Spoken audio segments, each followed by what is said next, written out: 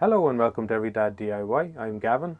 So a couple of years ago I took the plunge. I bought an SSD because it was faster and better and all the rest of it. I had to downgrade from 500 gigabyte hard drive down to 120 gigabytes because the SSDs were so expensive, but I thought I could make it work. So ever since then I've been chasing storage. I've been deleting because I keep running out of space, and then I found this little fella which solved all my problems. So stick with me and let's get started.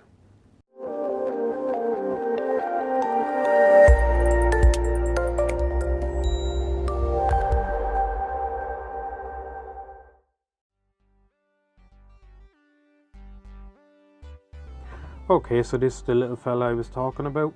It's a caddy for your old hard drive. So when you upgrade to your SSD, you pop your old hard drive into this fella.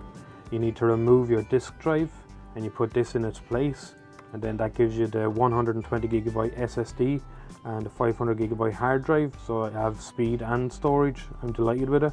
Now you do lose having a DVD drive, but I haven't used DVDs in years and years. I can't remember the last DVD I would have had. That's no loss to me really.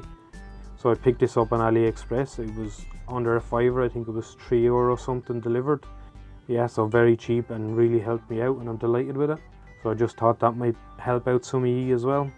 Okay, so I have my laptop booted up there just to show you. So as you can see here, I have a C drive installed, 111 gigabytes, and I have an E drive, 500 gigabytes or 463 gigabytes. Yeah, so I have to say I'm really impressed with this thing. It's so cheap and it just works really well. So I'd highly recommend this to anyone that's in a similar situation. You want to get an extra bit of storage on their laptop. So I'll put what I searched for down in the bottom, so you can copy and paste it into eBay or AliExpress or any of those and see what comes up and see where you can get it the cheapest.